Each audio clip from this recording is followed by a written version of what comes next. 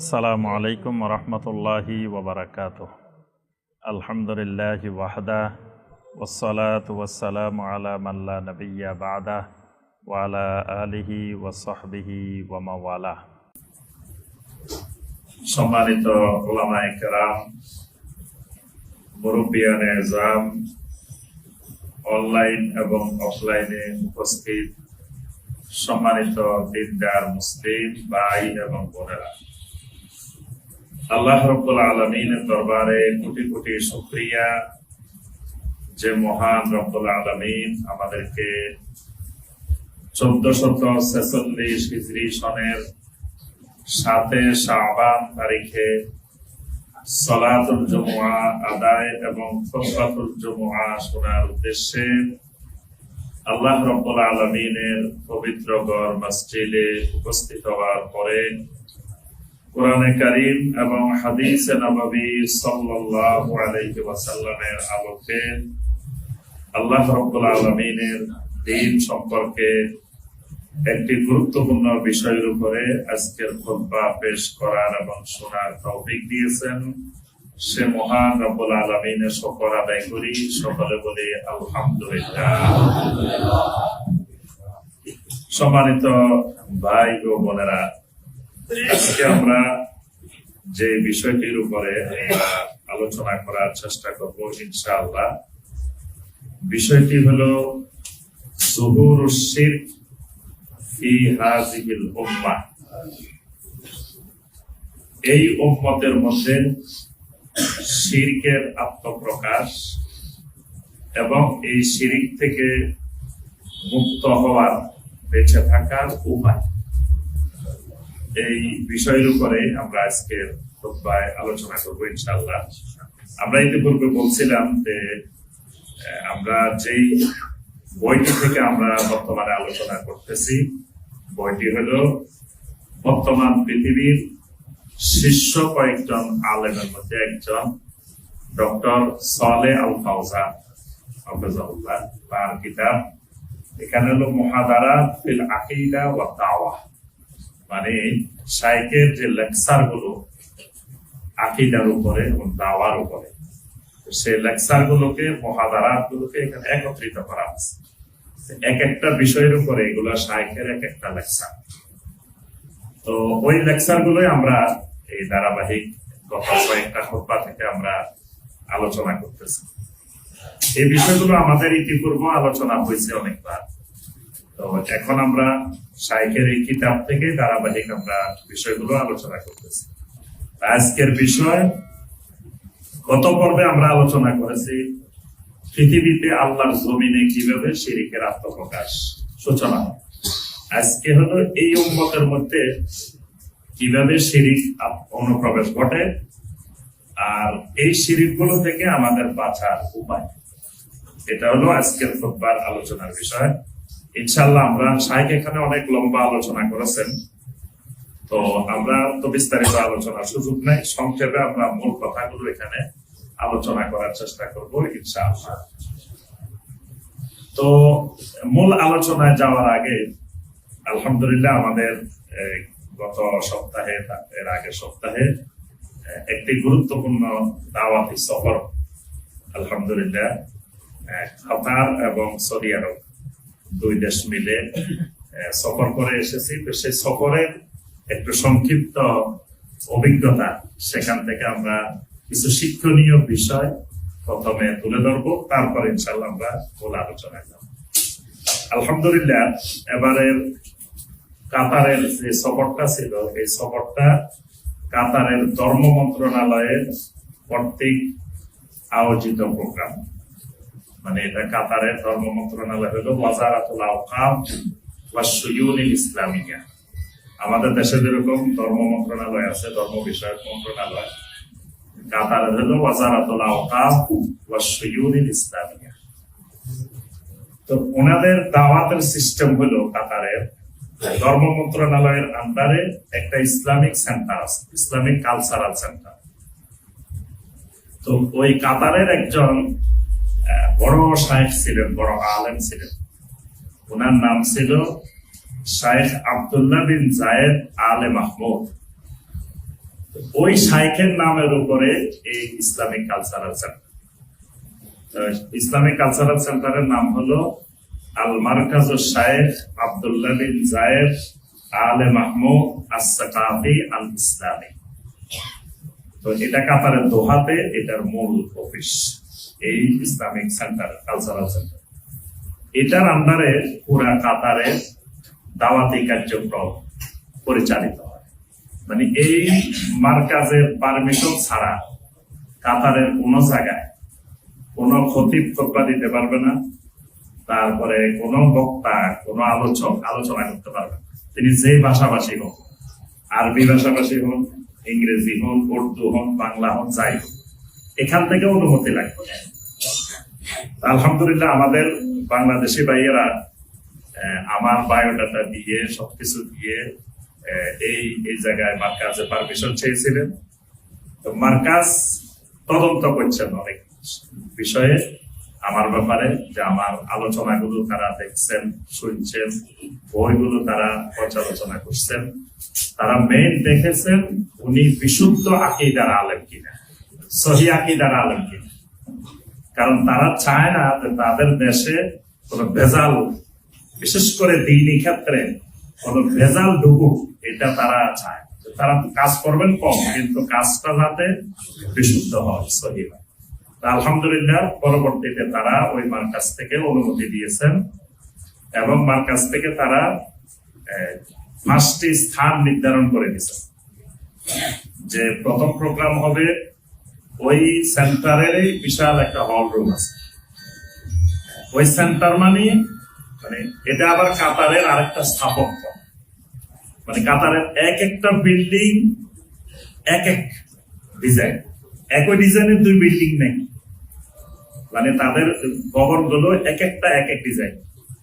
এই যে ইসলামিক সেন্টারটা, এটার মধ্যে দ্বিতীয় বিল্ডিং আর কাতারে নাই।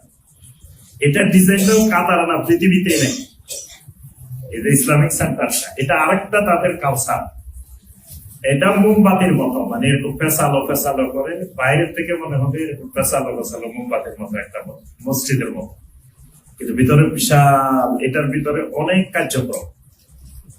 আলহামদুলিল্লাহ একদিন আমি পুরাটা ওখানকার যিনি এই মার্কাজের প্রধান, উনি আমাকে ঘুরে ঘুরে ঘুরে ঘুরে সব দেখাইছেন। একবারে কোন জায়গায় তারা অমুসলিমদের জন্য কিভাবে কাজ করেন, কোন জায়গায় কিভাবে কাজ করেন। এই বিল্ডিং, বিশাল লাইব্রেরি, বিশাল, এখানে আবার শিক্ষা প্রতিষ্ঠানও আছে। এটার ভিতরে কেউ চাইলে লেখাপড়া করতে পারে, ক্লাস হয় এখানে। তারপরে অমুসলিমদেরকে ইসলাম বোঝানোর জন্য এখানে অনেকগুলো সিস্টেম আছে। একজন অমুসলিম এখান দিয়ে ঢুকতে, ওখান দিয়ে বের হবে, এই ঢুকতে বের হইতে পুরো ইসলাম সম্পর্কে তার একটা প্রাথমিক ধারণা তার মধ্যে চলে আসে। এভাবে ব্যবস্থা করা আছে। তারপরে এক জায়গায় আছে আপনার একটা ক্যামেরা আপনার মাথার মধ্যে লাগাই দিবে। এটা মূলত করা হয়েছে অমুসলিমদের জন্য। একজন অমুসলিম আসলে, আমাদের দেশে নব থিয়েটার আছে না, নব থিয়েটারে বসলে যেরকম নবমন্ডলের বিভিন্ন কিছু দেখা যায় না, এখানে হলো ক্যামেরাটা মাথার মধ্যে বসাই। তো মাথার মধ্যে বসাই দিলে এরপরে আপনাকে এখানে আবার আপনি আরেক জগতে চলে গেছেন, কোথায় আছেন আপনি এখানে নাই। এবার আপনি দেখতে পাবেন যে পুরা মক্কা মুকাররমার ইতিহাস, মানে ইসলাম পৃথিবীতে কিভাবে আসছে, শিরিক কিভাবে দূর হয়েছে, এই ইতিহাসগুলো বিভিন্ন ভাষায়, ইংরেজি ভাষা আছে, উর্দু ভাষায় আছে, তারপরে আপনার জাপানিজ ভাষায় আছে, চাইনিজ ভাষায় আছে, যে যে ভাষা থাকে ওই ভাষায় নিয়ে দিবে। মানে ইসলামকে জানার সুযোগ বিভিন্ন পদ্ধতিতে আলহামদুলিল্লাহ তারা করে রেখেছে। তো ওখানে একটা বিশাল হল রুম আছে। আমাদের প্রথম প্রোগ্রাম ছিল ওই হল রুমে। তো প্রথম প্রোগ্রামের বিষয় ছিল তাওহীদ, এবং বিষয়বস্তু তারা ঠিক করে দিয়েছেন কোন কোন বিষয়ের আলোচনা হবে। তাওহীদের আলোচনা আপনার এই ওই মার্কাজের হল রুমে। তার পরের দিন প্রোগ্রাম ছিল আরেকটা ইন্ডাস্ট্রিয়াল এরিয়ার একটা বড় মসজিদে, আরো মানে বড় বড় এরকম 4টা মসজিদ, মোট 5টা জায়গায় তারা 5টা প্রোগ্রামের অনুমতি দিয়েছেন এবং বিষয়বস্তুর সময় সব ঠিক করা আছে। ওই দেশে আবার মসজিদগুলো সব সরকারি, কোনো বেসরকারি মসজিদ নেই।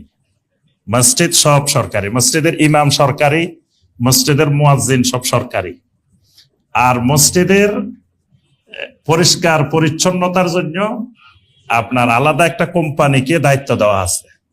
যত মসজিদ আছে মসজিদগুলো প্রতিদিন কয়বার ক্লিন করবে, কয়বার পরিষ্কার করবে, বাথরুম গুলো কয়বার পরিষ্কার করবে, এবং প্রত্যেক বাথরুমে গরম পানি সহ ব্যবস্থাপনা, অজু, বাথরুম, গরম পানি সহ, ঠান্ডা দরকার হলে ঠান্ডা, গরম দরকার হলে গরম, মিক্স দরকার হলে মিক্স, এবং সাবান, তারপরে টিস্যু, যা যা দরকার মসজিদে সব ব্যবস্থাপনা আছে। এবং কেউ যদি অভিযোগ করে যে আমি বাথরুমে গেছি টিস্যু পাইনি, বা সাবান পাইনি, বা বাথরুমে ময়লা ছিল, বা মসজিদে এক জায়গায় ময়লা ছিল, তাহলে ওই কোম্পানির বিরুদ্ধে অভিযোগ যাবে। এই জন্য রাত্রে একটা সময় আছে, এই সময়ের পরে মসজিদ ছেড়ে দিতে হবে, মসজিদে আর কেউ থাকতে পারবে না। এরপর পুরা মসজিদ তারা ওই কোম্পানির লোকেরা ঢুকে আগাগোড়া সব পরিষ্কার করবে রাত্রে। তো এই সময়ের পরে কোনো মসজিদে কোনো লোক আর অবস্থান করতে পারবে না।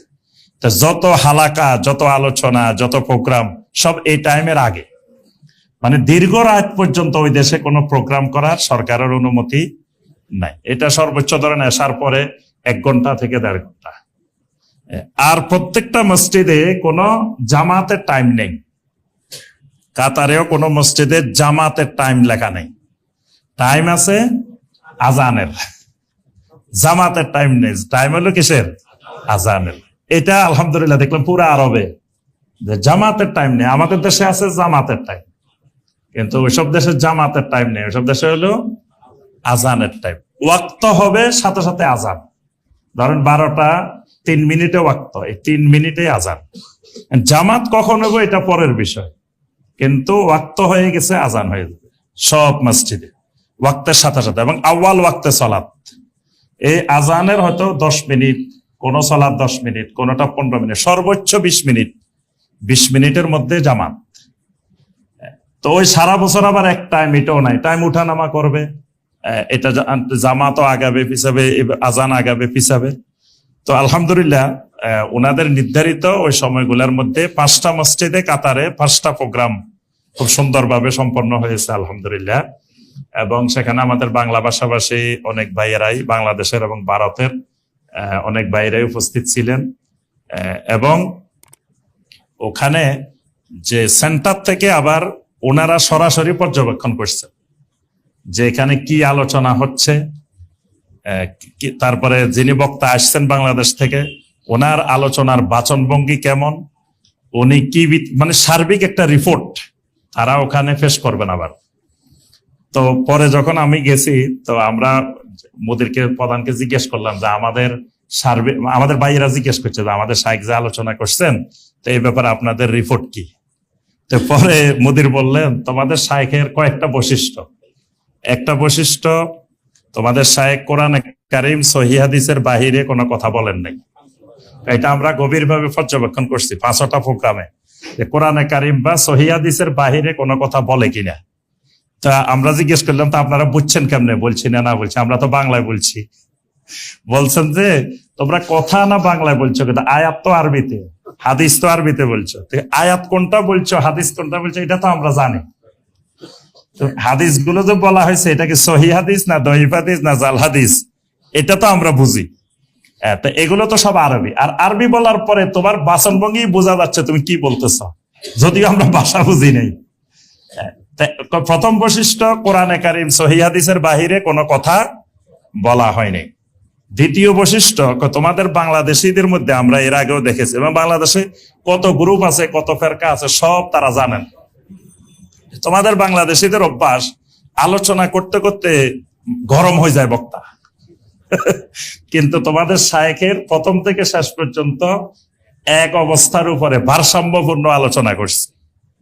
এটা দ্বিতীয় বৈশিষ্ট্য, মানে উনাদের জবানে উনারাই বলতেছে। তৃতীয় বৈশিষ্ট্য, যে তোমাদের উপস্থিত শ্রোতা যারা ছিল, এরা একজনও কোনো ধরনের মানে অমনোযোগী ছিল না বা বিঘ্নতা সৃষ্টি করে নাই আলোচনার মধ্যে। সবাই মনোযোগ দিয়ে সুন্দরভাবে আলোচনা শুনছে। এটাও আমাদের কাছে ভালো লাগছে। কেউ উঠা বসা করে নাই, কেউ কোনো মানে আলোচনায় বিঘ্ন হয় এই জাতীয় কোনো কিছু তোমাদের প্রোগ্রামগুলোতে এরকম কেউ করে নাই। তারপরে এখানে আকিদার খেলাফ, সালাফদের আকিদার খেলাফ কোনো আলোচনা এখানে হয়নি।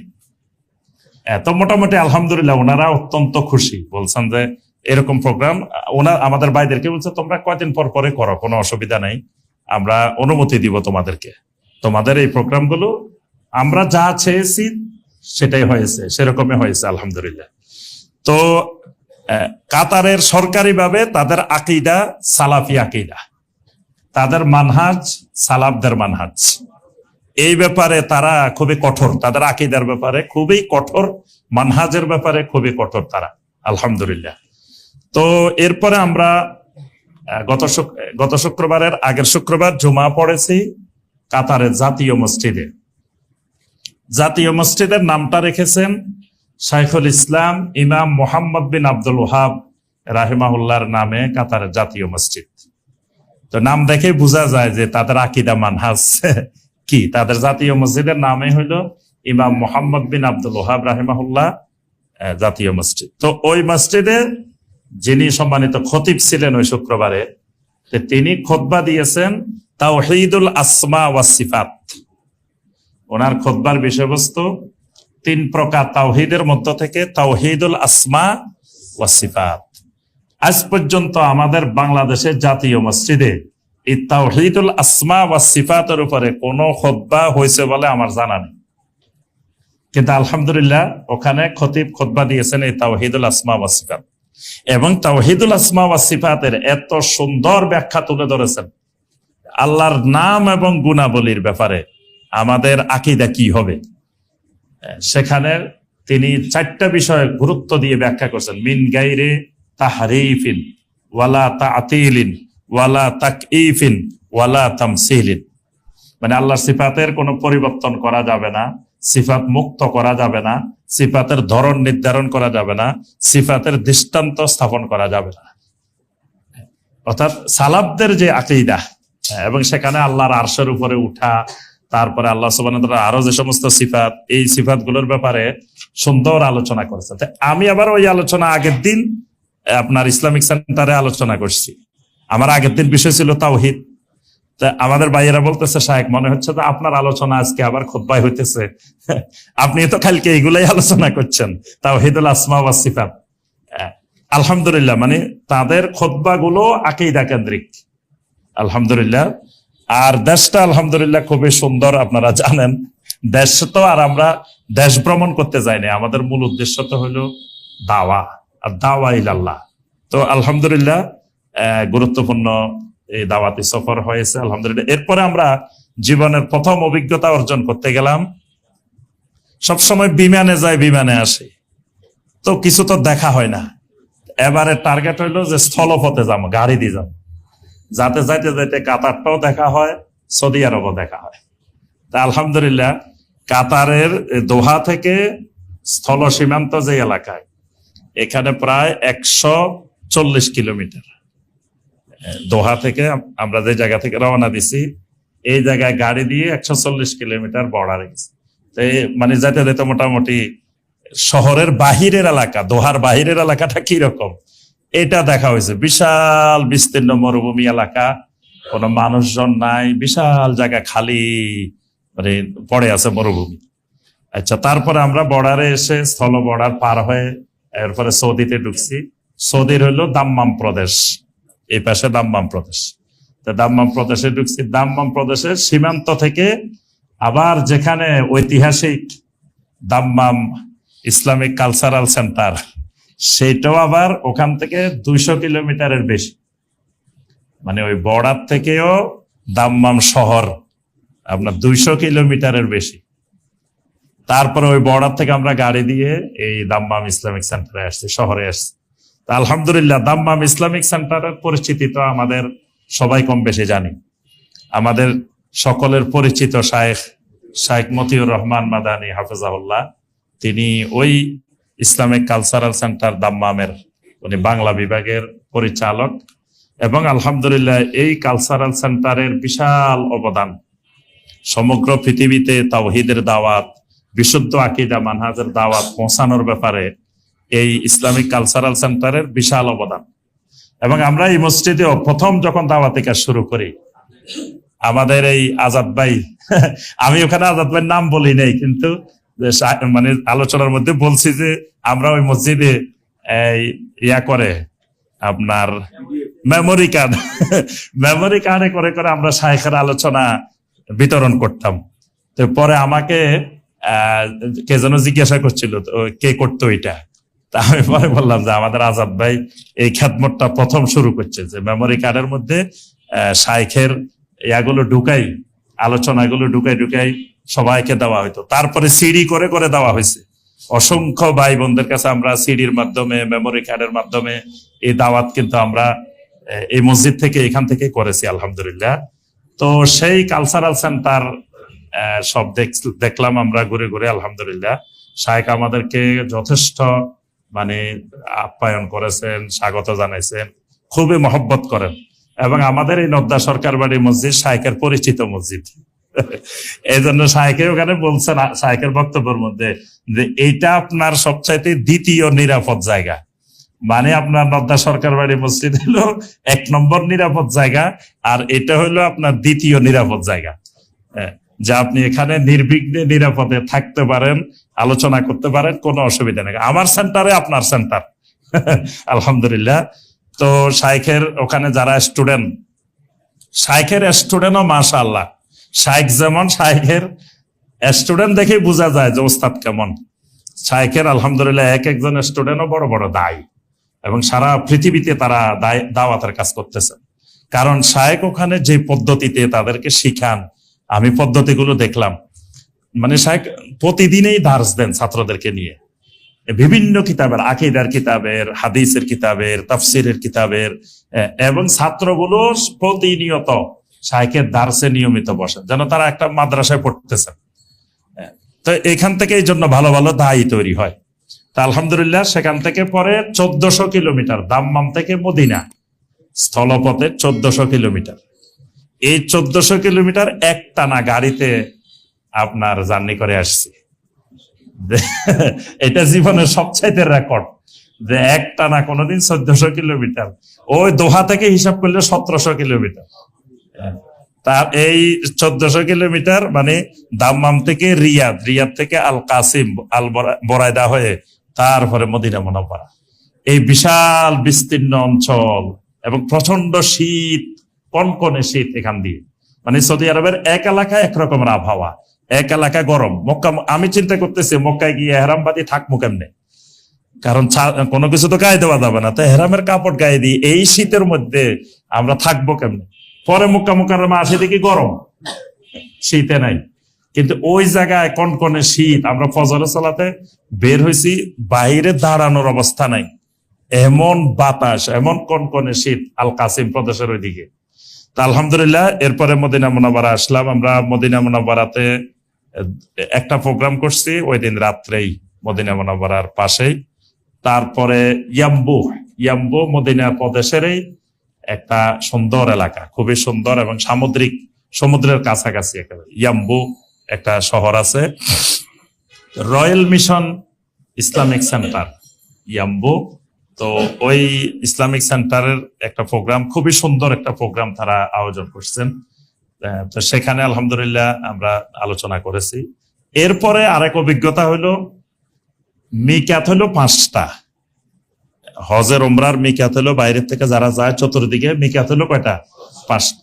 তো অন্যান্য মিকাত গুলোতে আমরা এর আগে গেছি।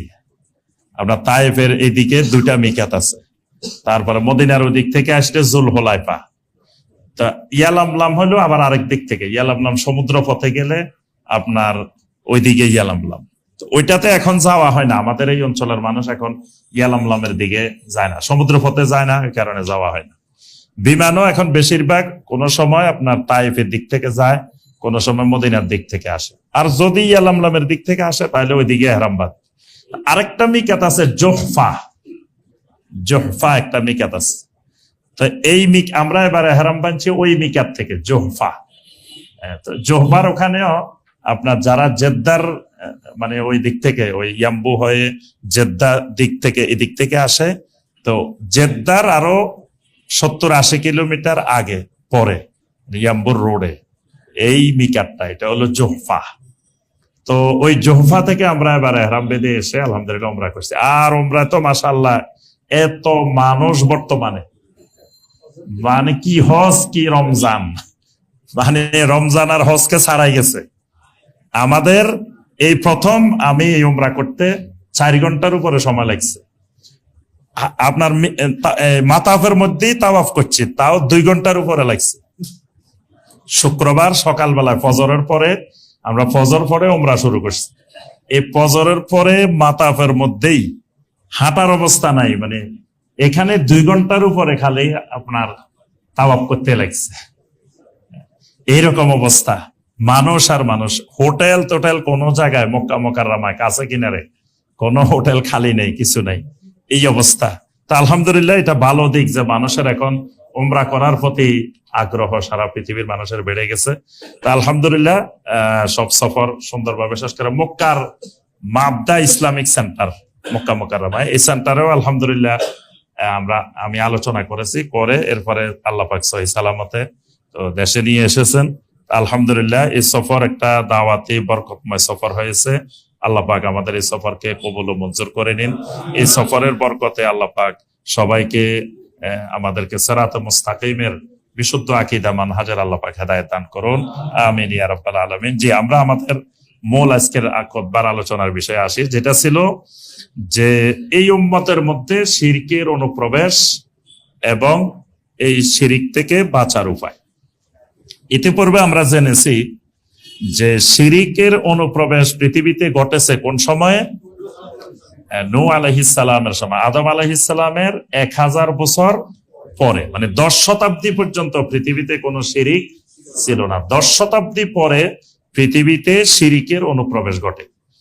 তো শিরিক সর্বপ্রথম ঢোকার যে মাধ্যমটা ছিল সেটি ছিল আল গুলু ফিস সালিহিন, মানে আল্লাহর সালেহীন বান্দাদের, নেককার বান্দাদেরকে সম্মান করার ক্ষেত্রে সীমা লঙ্ঘন, অতিরঞ্জন, এর মাধ্যমেই ওই পৃথিবীতে আল্লাহর জমিনে শিরিকের অনুপ্রবেশ ঘটে, যেটা সূরা নূহের 23 নম্বর আয়াতে আল্লাহ পাক বলছেন, ওয়াকালু লা তাযারুন্না আলিহাতাকুম ওয়ালা তাযারুন্না ওয়াদ্দাও ওয়ালা সুওয়াআ ওয়ালা ইয়াগুসা ওয়া ইয়াউকা ওয়া নাসরা।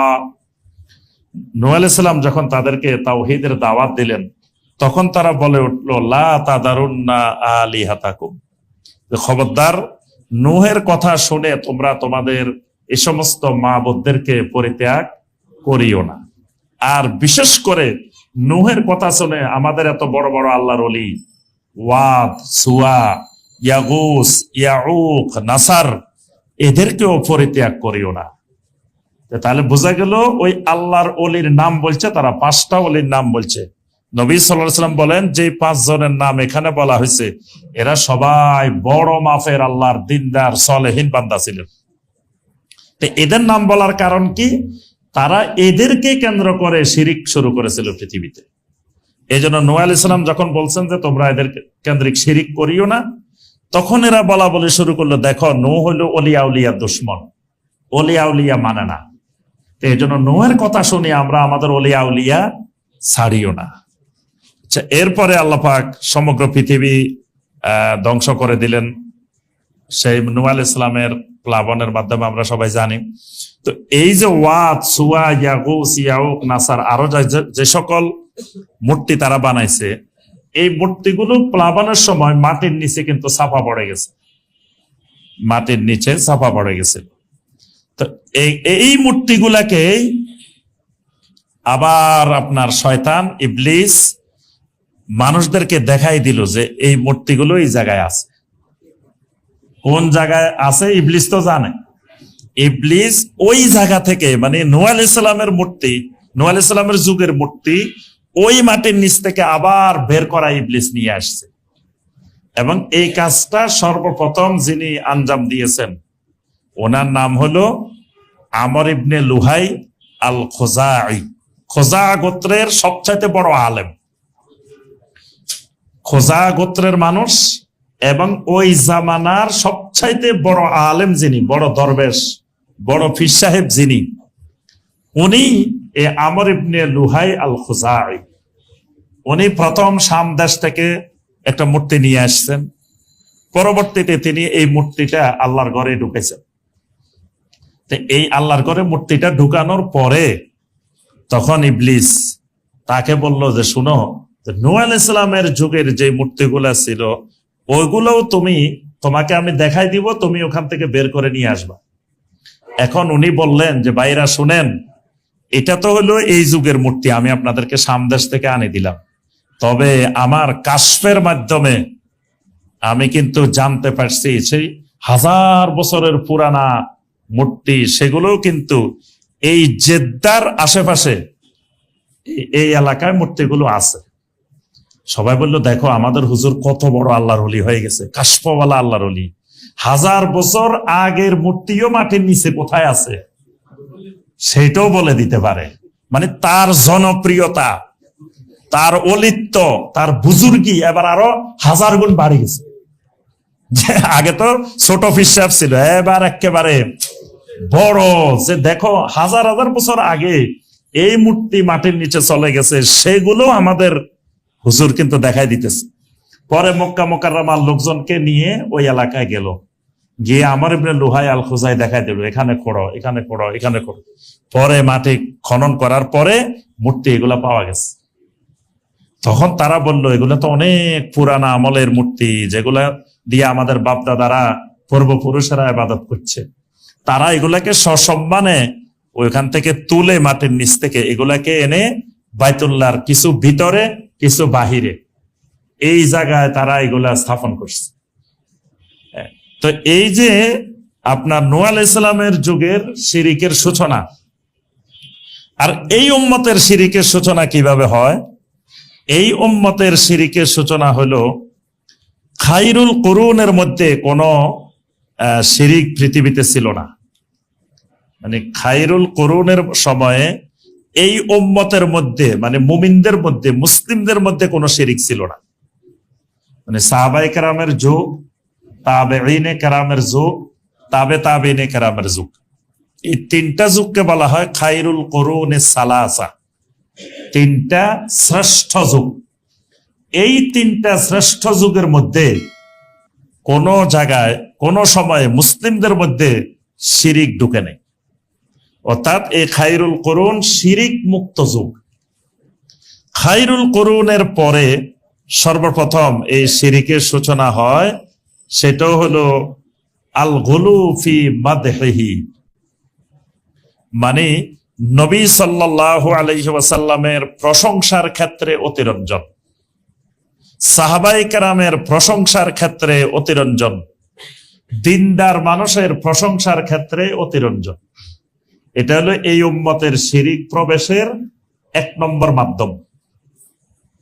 নবী সাল্লাল্লাহু আলাইহি ওয়াসাল্লামকে মহব্বত করা, ভালোবাসা, প্রশংসা করা, এটা ঈমানের দাবি। কিন্তু নবী সাল্লাল্লাহু আলাইহি ওয়াসাল্লামের মহব্বত, প্রশংসা, এগুলোর একটা সীমা রেখা আছে। কারণ নবী সাল্লাল্লাহু আলাইহি ওয়াসাল্লামের মহব্বত আল্লাহ রাব্বুল আলামিনের মহব্বতের চাইতে বেশি হওয়া যাবে না। সবার চেয়ে ঊর্ধ্বে 1 নম্বর ভালোবাসা হবে আল্লাহ রাব্বুল আলামিনের, তারপরে হবে আল্লাহ রাসূল সাল্লাল্লাহু আলাইহি ওয়াসাল্লাম। এখন কেউ যদি নবী সাল্লাল্লাহু আলাইহি ওয়াসাল্লামের ভালোবাসা, মহব্বত বা প্রশংসা এমন ভাবে করলো যেটা আল্লাহর উপরে চলে গেল, বা আল্লাহ সুবহানাহু ওয়া তাআলার সমপর্যায়ে চলে গেল, তখন এটা হয়ে যাবে কি? শিরক। তো এই উম্মতের লোকেরা প্রথম চিন্তা করতে থাকলো যে নবী সাল্লাল্লাহু আলাইহি ওয়াসাল্লামকে আমরা যে প্রশংসা করতেছি এগুলা তো যথাযথ হইতেছে না। প্রথম মাথায় ঢুকছে যে আল্লাহ রসুলের সম্মান মর্যাদা বাড়াইতে হবে। অথচ নবী সাল্লাল্লাহু আলাইহি ওয়াসাল্লাম সতর্ক করে গেছেন উম্মতকে। উম্মতদের মধ্যে এই চিন্তা আসতে পারে এক সময়, এটা নবী সাল্লাল্লাহু আলাইহি ওয়াসাল্লামকে আল্লাহ পাক ওহীর মাধ্যমে জানাইছেন। দেখেন নবী সাল্লাল্লাহু আলাইহি ওয়াসাল্লাম নিজে সতর্ক করে গেছেন উম্মতকে, লা তুতরুনি কামা আতরাতিন নাসারা ইবনা মারিয়াম, খবরদার, লা তুতরুনি, তোমরা আমার প্রশংসার ক্ষেত্রে অতিরঞ্জন করিও না, সীমা লঙ্ঘন করিও না। কামা আতরাতিন নাসারা ইবনা মারিয়াম, যেমনি ভাবে নাসারারা খ্রিস্টানেরা ঈসা ইবনে মারিয়ামের প্রশংসা মহব্বত করতে করতে সীমা লঙ্ঘন করে ফেলেছিল। কিভাবে সীমা লঙ্ঘন করেছিল? ঈসা ইবনে মারিয়ামকে তারা ভালোবাসতে বাসতে বাসতে বাসতে এক সময় গিয়ে বলল, ঈসা ইবনুল্লাহ, ঈসা আল্লাহর ছেলে, আল্লাহর পুত্র, নাউজুবিল্লাহ। তাহলে এটা হলো ঈসা আলাইহিস সালামকে তারা হিংসা করে বা খারাপ মনে করে, কিন্তু এটা বলে নাই। এটা হলো এত মহব্বত করে ফেলছে ঈসা আলাইহিস সালামকে, মহব্বত করতে করতে করতে করতে তো শেষে যায় বলে, আমরাও মানুষ, ঈসাও মানুষ, তো কেমনে হলো, সমান হয়ে গেল না? তাহলে ঈসা আলাইহিস সালামকে মানুষ রাখা যাবে না, মানুষের ঊর্ধ্বে নিয়ে যেতে হবে। তো মানুষের ঊর্ধ্বে নিলে কি করতে হবে? আর কোনো জায়গা খুঁজে পাচ্ছে না, তা লাস্টে একটা পোস্ট খুঁজে পাইছে, যে সেটা হলো কি ইবনুল্লাহ, আল্লাহর ছেলে।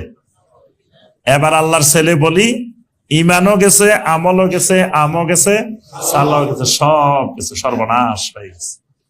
এই জন্য নবী সাল্লাল্লাহু আলাইহি ওয়াসাল্লাম বলছেন, খবরদার, ওই নাসারারা যেমন ঈসা ইবনে মারিয়ামের প্রশংসা করতে গিয়ে মহব্বত করতে গিয়ে সীমা লঙ্ঘন করছে, খবরদার আমার ব্যাপারে তোমরা এরকম সীমা লঙ্ঘন করিও না। ইন্নামা আনা আব্দুহু, জেনে রাখো আমি হলাম আল্লাহর গোলাম, আমি আল্লাহর বান্দা, আল্লাহর গোলাম। ফাকুলু আব্দুল্লাহি ওয়া রাসূলুহু, সুতরাং তোমরা আমার ব্যাপারে বলো যে আমি আল্লাহর বান্দা এবং আল্লাহর রাসূল। এর বেশি অতিরঞ্জন আর করতে যাইও না। আরেকটি হাদিসে আল্লাহ রাসূল সাল্লাল্লাহু আলাইহি ওয়াসাল্লাম আরো সতর্ক করে বলেন, ওয়াল্লাহি লা উহিব্বু আন তারফাউনি ফাওকা মানজিলাতি আল্লাতী আনজালানি আল্লাহু আযজা ওয়া জাল। আল্লাহর কসম, আমি পছন্দ করি না, আমি এটা চাই না, আন তারফাউনি ফাওকা মানজিলাতি, আমার যেই মর্যাদা, যেই অবস্থান, যেই পদ, এর থেকে আমাকে তোমরা উপরে তুলে ফেলবে, আল্লাহর কসম এটা আমি পছন্দ করি না। আমাকে আমার আল্লাহ যেই মর্যাদা দিয়েছেন, যতটুকু দিয়েছেন, তার উপরে নিয়ে যাইবা, এটা আমি নবী কখনো পছন্দ করি না, এটা এর উপরে নিয়ে যাওয়া যাবে না। কিন্তু এখন এই উম্মত চিন্তা করা শুরু করছে যে না, নবী সাল্লাল্লাহু আলাইহি সাল্লাম যদি আমাদের মতো তিনি মানুষে হন, তাহলে তো সম্মান কেমনে হয়? তাহলে নবী সাল্লাল্লাহু আলাইহি সাল্লামের সম্মান বাড়াইতে হবে। তো বাড়ানোর জন্য কি করা দরকার? এক নম্বরে, যে নবী সাল্লাল্লাহু আলাইহি সাল্লাম মাটির তৈরি না, উনি বাসার না, উনি হবেন কি নূরের তৈরি। সীমা লঙ্ঘন, নূরের তৈরি ফেরেশতারা, ফেরেশতাদের ব্যাপারে নবী সাল্লাল্লাহু আলাইহি সাল্লাম বলে দিয়েছেন, খুলিকাতিল মালাইকাতু মিন নূর, ফেরেশতাদেরকে আল্লাহ পাক নূর থেকে সৃষ্টি করেছে। আর নবী সাল্লাল্লাহু আলাইহি সাল্লামকে আল্লাহ পাক মানুষের মধ্য থেকে নবী বানাইছেন। তা মানুষকে আল্লাহ রাব্বুল আলামিন মাটি দিয়েই তৈরি করেছে। এখন যারা এই সীমা লঙ্ঘন করেছে, তারা চিন্তা করছে যে যদি আমরাও মাটির তৈরি, রাসূলও মাটির তৈরি, তো কেমনে হয়? সম্মান তো বাড়ে না।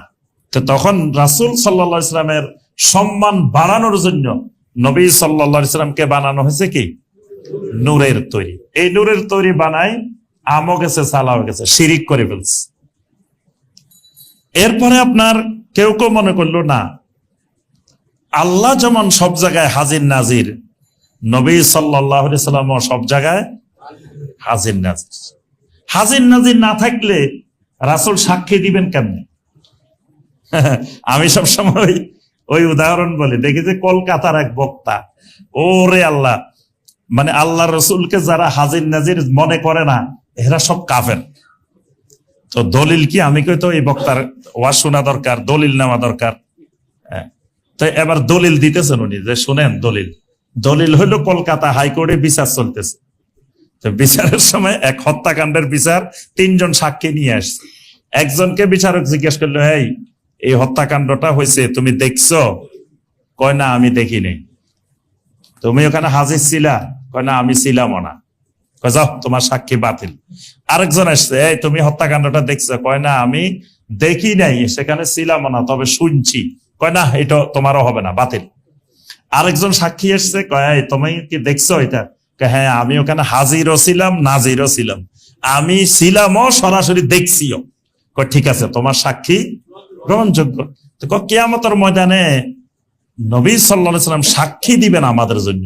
তো রাসূল যদি এখানে হাজির না থাকেন, রাসূল যদি না দেখেন, তো সাক্ষী কেমনে হবে? তাহলে রাসূলের সাক্ষীও কলকাতা হাইকোর্টের মতো কি হয়ে যাব? এই শিরিক দেখেন কোথায় আল্লাহ সুবহানাহু ওয়া তাআলার বিচার আর কোথায় কলকাতা হাইকোর্টের বিচার, মানে কোন জায়গার সাথে কোন জায়গার কিয়াস। এই শিরিকের মূল কারণ আল্লাহ সুবহানাহু ওয়া তাআলার বিষয়গুলোকে বান্দার উপরে, মাখলুকের উপরে কিয়াস করা। এখন এরা চিন্তা করতে থাকলো, তো রাসূল যদি হাজির নাজির না হন তাহলে সাক্ষী দিবেন কেমনে? তাহলে রাসূলকে আবার বানানো হলো হাজির নাজির। এরপরে আল্লাহ রাসূল সাল্লাল্লাহু আলাইহি ওয়াসাল্লামকে বানানো হলো আলিমুল গায়েব। রাসূল সাল্লাল্লাহু আলাইহি ওয়াসাল্লাম গায়েবের সমস্ত ইলম রাসূলের কাছে আছে, রাসূল গায়েবের সব জানেন। এই যে আস্তে আস্তে শিরকি আকীদাগুলো মুসলিমদের মধ্যে, এই উম্মতের মধ্যে অনুপ্রবেশ করতে থাকে, ঠিক আল্লাহ রাব্বুল আলামিনের ব্যাপারেও উম্মতের মধ্যে শিরকের অনুপ্রবেশ ঘটতে থাকে। কিরকম? আল্লাহ সুবহানাহু ওয়া তাআলাকে তারা, ওই মুশরিকেরা বলতো ইন্নাল্লাহা ফাকিরুন ওয়া নাহনু আগনিয়া। মুশরিকেরা বলতো আল্লাহ তো ফকির, আমরা হইলাম ধনী। নাউযুবিল্লাহ। কারণ কি? আচ্ছা, আল্লাহ যদি ফকির না হয়, তা আল্লাহ বলতেছে মানজাল্লাযী ইউকরিদুল্লাহ কারদান হাসানা, তোমাদের মধ্যে কে আছে আমাকে কর্জে হাসানা দিবে? কর্জ চায় কে? গরিব মানুষই তো কর্জ চায়। তা আল্লাহ যদি গরিব না হয়, ফকির না হয়, তা আল্লাহ আমাদের কাছে কর্জে হাসানা চাইতেছেন, তাহলে আমরা ধনী, আমরা আল্লাহকে কর্জে হাসানা দিব। আর আল্লাহ হইলেন ফকির। তারা বলছে ইন্নাল্লাহা ফাকির, এটা কোরআনের আয়াত, ইন্নাল্লাহা ফাকিরুন ওয়া নাহনু আগনিয়া। এখন এই উম্মতের মধ্যে আসিও ঠিক একই কায়দায় বলে যে আল্লাহর ধন রাসূলকে দিয়া আল্লাহ গেছেন গায়েব হইয়া, মানে আল্লাহর কাছে আর কিচ্ছু নাই। আল্লাহর যা ছিল সব কারে দিয়ে দিছেন? রাসূলকে দিয়ে দিছেন। আবার রাসূলের কাছে যা ছিল তা কারে দিছে? খাজারে দিয়ে দিছে। খাজাদের দিয়ে এখন আল্লাহর কাছেও কিছু নাই, রাসূলের কাছেও না, সবকিছু কার কাছে? খাজার কাছে। এবার কেউ ফিরে না খালি হাতে, গেলে খাজার দরবারে। খাজা লই বসে রয়েছে, আল্লাহর দনও খাজার কাছে, রাসূলের দনও খাজার কাছে। এখন আল্লাহর কাছে চাইলে আল্লাহ দিব কোথা থেকে? আল্লাহ তো নাই কিচ্ছু, আল্লাহ তো সব খাজারে দিয়ে দিছে। এখন এবার মানুষ খাজার দিকে দৌড়ানো শুরু করছে। শিরিকের অনুপ্রবেশ। শয়তান কিভাবে দেখেন মানুষকে তাওহীদ থেকে সরাই, মানুষকে খাজামুখী করি, শিরিকের অনুপ্রবেশ ঘটাই দিছে। অথচ খাজার কাছে কিচ্ছু নাই, খাজা গরিব, ফকির, সমস্ত কিছুর মালিকানা একমাত্র আল্লাহ রাব্বুল আলামিনের কাছে। নবী সাল্লাল্লাহু আলাইহি ওয়াসাল্লাম বারবার বলছেন ইজা সাআলতা ফাসআলিল্লাহ, যা চাইবা একমাত্র আল্লাহর কাছে চাইবা। কোন খাজার কাছে, কোন গাউসের কাছে, কোন কুতুবের কাছে, কোন পীর মুর্শিদের কাছে, জীবিত মৃত কারো কাছে যাররা পরিমাণ কিছুই চাওয়া যাবে না। এখন উম্মতকে আস্তে আস্তে শিরিকের অনুপ্রবেশ, শয়তান এগুলোর মাধ্যমে অনুপ্রবেশ করে দিচ্ছে। আবার আল্লাহ এবং রাসূলকে সমান বানাই শিরিকের অনুপ্রবেশ। আহমাদ আর আহাদ দুইয়ের মধ্যে কোনো তফাৎ নাই, খালি মাঝখানে একটা মিমের পর্দা। আহাদ আর একটা কি? আহমদ। রাসূল হলেন আহমদ, আল্লাহ হলেন কি? আহাদ। অক্ষর বেশি হইলো কয়টা? একটা, মিম একটা। এই মিমের পর্দা উঠে গেলে আল্লাহ এবং আহাদ আর আহমদ এক হয়ে যায়। আবার দেখবেন অনেক মুসলিম, লক্ষ লক্ষ মুসলিম বিশ্বাস করে বাংলাদেশে যে যিনি আল্লাহ তিনি রাসূল, যিনি রাসূল তিনি আল্লাহ, যিনি আল্লাহ তিনি মুহাম্মদ, যিনি মুহাম্মদ তিনি আল্লাহ। আল্লাহ মুহাম্মদ সাল্লাল্লাহু আলাইহি ওয়াসাল্লামের সূরতে পৃথিবীতে আত্মপ্রকাশ করছে। এই যে শিরকি চিন্তা চেতনা। এরপরে আবার আল্লাহ রাব্বুল আলামিনকে সর্বত্র বিরাজমান বানাই আরেক আকীদা মুসলিমদের মধ্যে ঢুকাই দেওয়া হয়েছে। ইমাম আবু হানিফা রাহিমাহুল্লাহ স্পষ্ট করে বলছেন যে আল্লাহু ফিস সামা ওয়া ইলমুহু ফি কুল্লি মাকান। আল্লাহ রাব্বুল আলামিন আকাশে উপরে, আল্লাহর এলেম সর্বত্র বিরাজমান। এরপরে ইমাম আবু হানিফা রাহিমাহুল্লাহ আরো বলছেন, কেউ যদি বলে আল্লাহ কোথায় আমি জানি না, আসমানে না জমিনে না কোথায়, তো ফাকাত কাফার, সে কুফরি করছে। কিন্তু দেখেন এখন অসংখ্য মানুষ মনে করে আল্লাহ কোথায়? আল্লাহ জাতগত ভাবে সত্তাগত ভাবে সর্বত্র বিরাজমান মনে করে বসে আছে। আরেক শিরিকের অনুপ্রবেশ।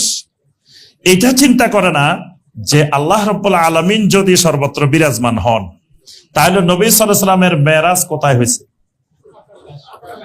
আল্লাহ যদি পাতালেও থাকেন, নিচেও থাকেন, উপরে, সব জায়গায় যদি আল্লাহ জাতগত ভাবে বিরাজমান, তো মেরাজের জন্য নবী সাল্লাল্লাহু আলাইহি ওয়াসাল্লামকে উপরে নেওয়ার দরকার কি ছিল? এখানে তো মেরাজ হতে পারত কি? তারপরে আপনার যখন আমরা দোয়া করি তখন হাত তুলি কোন দিকে? এদিকেই তো তুলি। আমরা তো এইভাবে করি না, রব্বানা যালামনা আনফুসানা চারিদিকে ঘুরাই না। তা আল্লাহ যদি চারিদিকে সব জায়গাতে, হাত তো ঘুরে ঘুরে দোয়া করার কথা, কিন্তু দোয়া করি কোন দিকে? উপরের দিকে। তার অর্থ হলো আল্লাহ সুবহানাহু ওয়া তাআলা উপরে। এই আল্লাহ রাব্বুল আলামিন কেন্দ্রিক অসংখ্য শিরিক, নবী সাল্লাল্লাহু আলাইহি ওয়াসাল্লাম কেন্দ্রিক অসংখ্য শিরিক। এরপরে আল্লাহর ওলিদেরকে, সালেহিনদেরকে তাজিম করার ক্ষেত্রে সীমালঙ্ঘন, কবরের উপরে ঘর বানানো, কবরে মোমবাতি জ্বালানো, কবরকে পাকা করা, এগুলোর মাধ্যমে আস্তে আস্তে কবরের উপরে মসজিদ বানানো, কবরকে মাঝখানে রেখে মসজিদ বানানো, এগুলার মাধ্যমে এই উম্মতের শিরিকের অনুপ্রবেশ। এরপরে আপনার ইসলাম কঠোরভাবে নিষিদ্ধ করেছে সূর্য ওঠার সময়, সূর্য ডুবার সময় যেন সালাত আদায় না করে। কারণ ওই মুশরিকেরা, আগের যুগের মুশরিকেরা এই দুই সময়ে তারা ইবাদত করত বেশি। সূর্যকে তারা সাজদা করত, সূর্যকে ইবাদত করত। এরকম যত রকমের আপনার তারকা পূজারী, তারপরে কবর পূজারী, বিভিন্ন ধরনের শিরিককারীর যত কিছু ছিল সব কিছু এই উম্মতের মধ্যে আস্তে আস্তে আস্তে আস্তে শয়তান নিয়ে আসছে। মানে পুরানা জিনিস, সে নূহ আলাইহিস সালামের যুগের জিনিস, ইব্রাহিম আলাইহিস সালামের যুগের জিনিস, তারপরে মুসা আলাইহিস সালামের যুগের জিনিস, সব আস্তে আস্তে আবার এই উম্মতের মধ্যে নিয়ে আসছে। সর্বশেষ আমরা যেটা বলে আলোচনা শেষ করব, সেটি হলো যে এই শিরিক থেকে যদি আমরা বেঁচে থাকতে চাই, শিরিক মুক্ত ঈমান যদি গড়তে চাই, তাহলে আমাদের করণীয় কি? করণীয় গুরুত্বপূর্ণ কয়েকটা জিনিস। এক নম্বর জিনিস, আর রুজু ইলাল কিতাবে ওয়াস সুন্নাহ ওয়া কুতুবিস সালাফিস সালেহ লিফাহমিল আকীদাতিস সহিহা।